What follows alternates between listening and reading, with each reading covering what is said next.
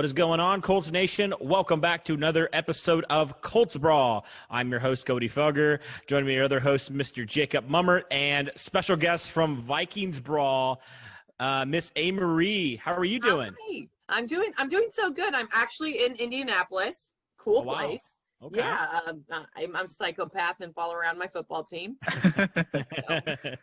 Must really love them for what they put me through. So Right. That's awesome. Well, unfortunately, we both of our teams struggled this last week. Both of us came off with pretty disappointing losses in week one. And so kind of where we want to start here, we want to obviously preview this game. We want to start with talking about how both of our teams struggled. Well, we'll start with the Colts here. The Colts really struggled in the running game, like really, really badly in the running game. After Marlon Mack went down, it seemed like the Colts just, it's not so much that they couldn't run. It's just that they kind of lost the incentive to run. Mm-hmm. They really started passing the football. Phillip Rivers had over 40 attempts passing, and they really couldn't get the running game going. Jacob, we talked about this a little bit. It just was a really strange tactic by Frank Reich. The Colts have been talking about these last two seasons. We want to run the ball. We want to run it very effectively, and the Colts really got away from their game plan in a lot of ways. Yeah, and and it's not something I think any of us expected because they're hyping up this 1A 1B back system. So you're like, okay, well then just have the 1B step in. We'll be fine. And we really didn't see that. And I think Rivers was brought in with the interpretation that he wouldn't have to throw the ball 40 times, that again we would rely on the run game. So I'm really hoping they can turn things around this week. We can get the ball going again with Jonathan Taylor as the lead back, still have 19 Himes, a huge role on that offense. But I'm just hoping, Rivers throws less and Taylor and Hines run the ball more. Yeah. you don't want Rivers throwing the ball that much with right. We saw what happened. I think he's still a good quarterback. Mm-hmm. But I'm telling you, you don't want Rivers. You can't win a game when Rivers is throwing the ball that much. Yeah. Right. And that's the weird thing about this whole thing last week. That's the whole reason why we thought like he was going to thrive was he wasn't going to have to do that. And the weird thing is like the Colts made him do that. It was weird. Like I just was like, I get it on one hand, but like you still have some good running backs. Like, why don't you utilize them? Oh my gosh, get them more touches. Yeah, it's weird. We're very similar. I don't want Kirk throwing that much either, and I want to use all of our running backs. Yeah, so that's really funny. Yeah, and speaking of similarities, it seemed like we both struggled last week in coverage specifically. Yes. Gardner Minshew was 19 of 20 for 3 touchdowns against us. Aaron Rodgers, I know, threw for over 350 yards against you guys and 4 touchdowns. But I was playing Aaron Rodgers, okay, guys? Those 2 way different quarterbacks, okay? Yes. No offense, but I was like, Aaron Rodgers, that didn't make sense to me. Right, yeah. Right, and especially because you guys have a very good defensive line. As we do too. I mean, we're a little shaky. Well, I mean, we picked up, Yannick, but with Daniel Hunter, that just sucks. But in general, I don't know if you guys feel the same way, but we had 0 pressure on Aaron Rodgers. I mean, he's Aaron Rodgers. I will give him the utmost respect, except when we play him. I hate him. But, he's a Hall of Fame quarterback. You have to pressure that guy. We just we had 0 pressure on the quarterback. He did not go down once. And against the Viking defense, that's crazy. So that is just, I was with disbelief. Besides our shaky secondary, I'm like, how are we not at least getting to Aaron Rodgers one time? Yeah, for sure. I mean, I know that'll be an interesting battle because the Colts offensive line, they were pretty good. I mean, they've been good the last couple of years in pass protection. They allowed 1 sack, and that was just on a weird Jacoby Brissett type of play, kind of a busted play type of thing. But overall, I thought they protected him pretty well. As far as the pressure, though, the Colts got 4 sacks, but it was weird, Jacob, because it felt like for consistency-wise, they weren't getting the amount of pressures they needed to get in order to force Minshew into some, errant throws. It was just like he had a lot of time a lot of times. So it was just kind of weird in that. And then just the secondary couldn't cover anybody. It was guys running wide open, playing way off of them. It was just weird stuff and very puzzling that the Colts decided to do that, especially in certain situations where it made no sense. Like why are you playing zone coverage and on 1st and goal from the 4? Like, why are you doing that? That makes no sense. So there's a lot of shocks there. And the big thing for the Colts last week was the turnovers, specifically with Phillip Rivers. He threw 2 interceptions, could have thrown 3. One was called back because of a holding penalty. Yeah. A lot of plays that just did not need to happen at all. Like a lot of just throws where he was staring down his receivers. And really, we just, Jacob, we talked about it in a recap. We're just like, why did he decide that was a good place to throw the ball? That makes no sense at all. But throw it out of bounds. Right. Yeah, exactly. Throw it anywhere but to the other team. Yeah, it was, and throw that's it to something. the 2,500 fans. Yeah. Right. Yeah. I mean, he could have made more completions there, but like whatever. I mean, it was something that even us fans picked up on, because like as we're watching the game, my dad and I were talking, and we're like, you can literally know who he's throwing the ball to because he stared at them as soon as the play started, and you're like, okay, it's going to this guy. So it's like, I think there are some things that Rivers needs to work on, but hopefully that comes with him throwing the ball less and us running the ball more. He doesn't have to make all these kind of silly mistakes that he does. Yeah, for sure. I'm curious.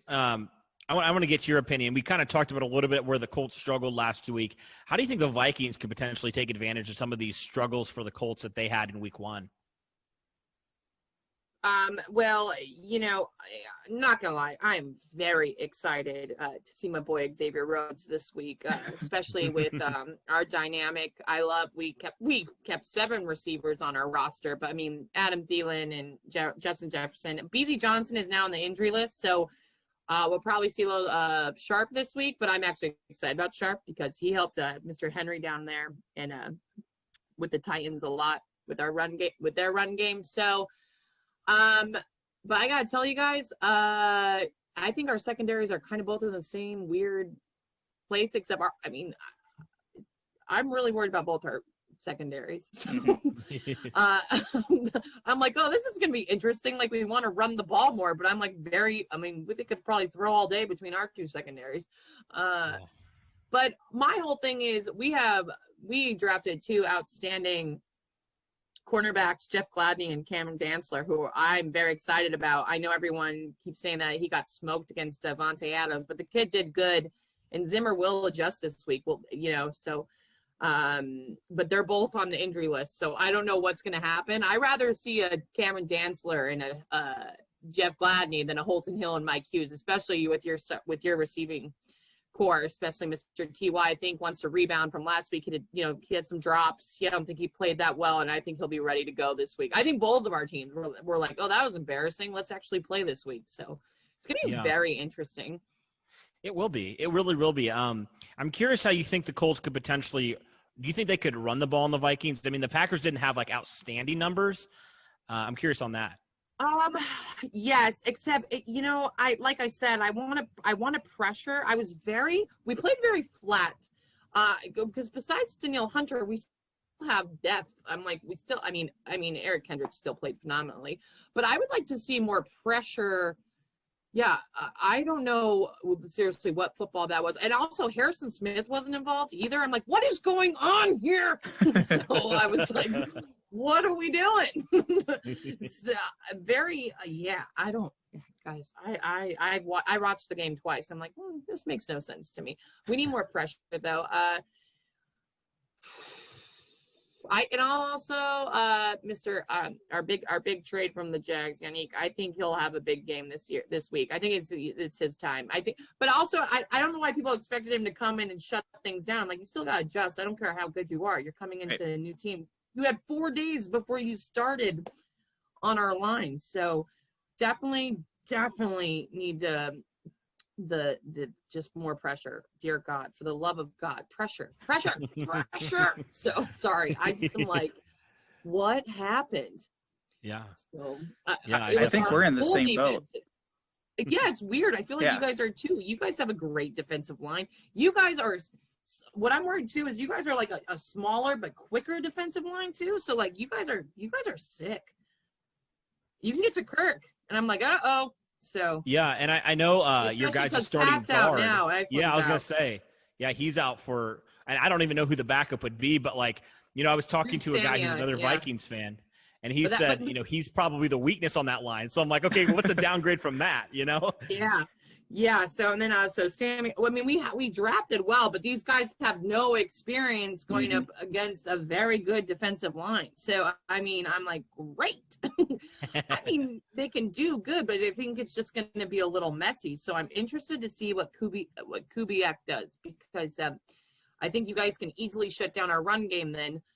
Unless, for the love of God, we use our tight ends too. That's another thing. We didn't use Kyle Rudolph or Irv Smith Jr., who are exceptional tight ends. They didn't play last Sunday. Did anyone see them? I didn't. I didn't see Kyle Rudolph once. So if anyone could call him and tell him we need him, that would be great. Yeah, and I guess that'll lead us into, we already touched on them, but a little bit of our keys to the game. We'll start with you and the Vikings. What do you think are your top 3 keys to victory for the Vikings? Pressure, get Phillip Rivers on the ground, use our tight ends, and play more consistent. I know this we had 18 minutes time of possession on the clock. We had to go to a no huddle offense the second half. I don't want to see that. And just like how you said, we didn't run the ball. So our running game, let's get that involved. It's weird. We're both in the same boat. This is really odd, actually. Yeah. This is very interesting. Yeah, so, for sure. Run, get the tight ends involved, and pressure the damn quarterback. So yeah. Jacob, I'm curious yours for the Colts.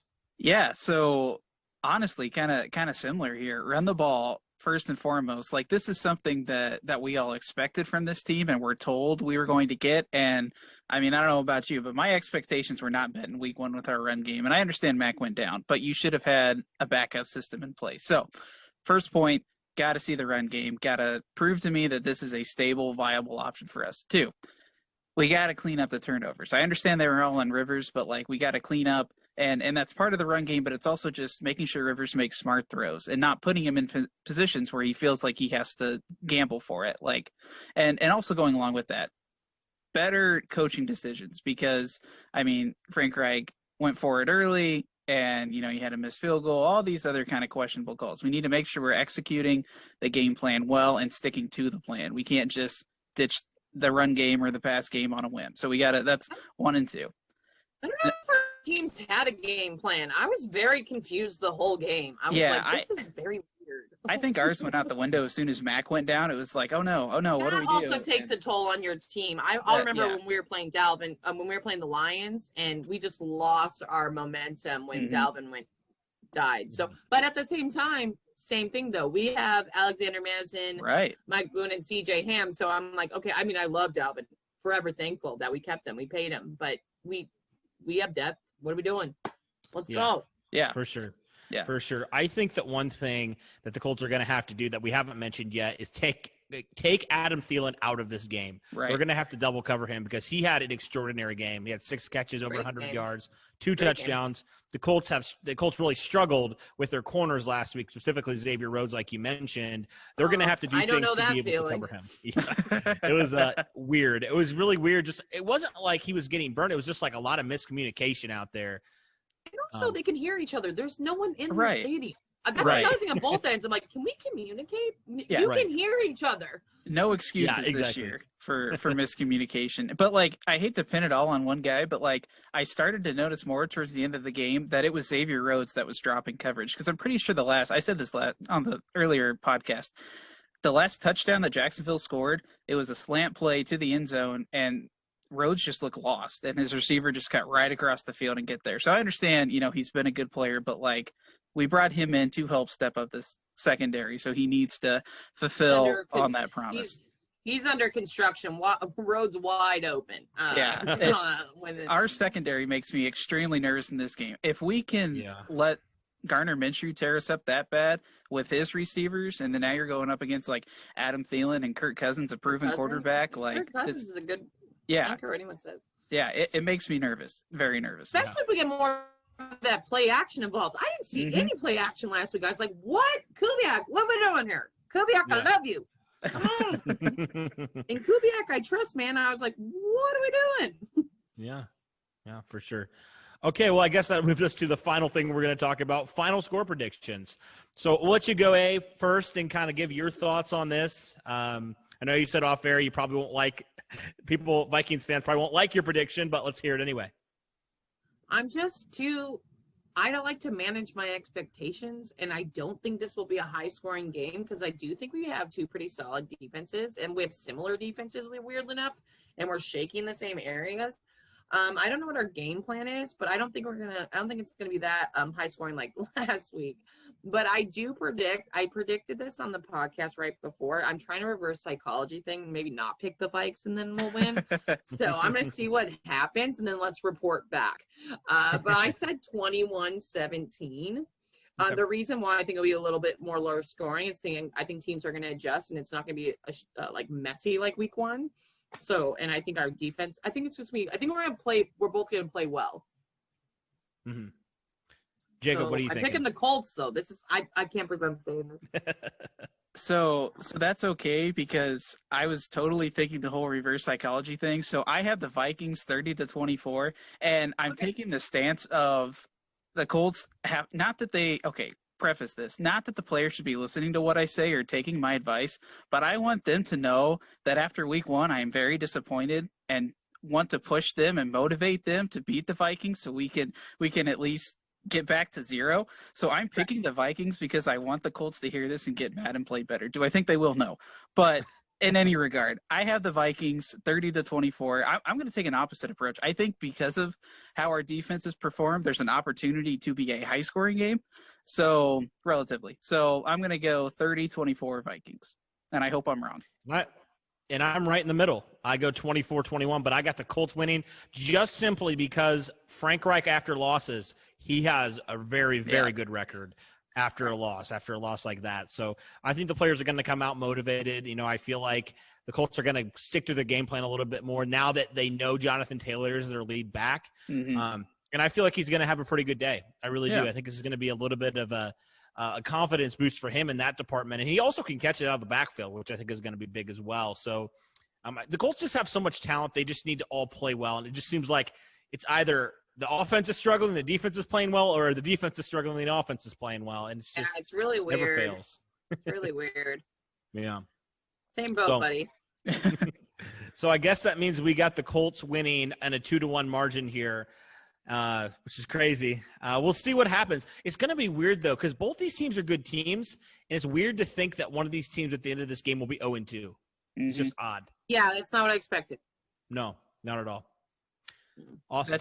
That's just how the year's going. I mean, these two great teams both lose in horrible fashion in week one and just so happen to meet in week two with similar issues. This is going to be a fun game regardless. I feel like either teams are going to figure it out or they're just all right, back to the drawing board. Let's see what works.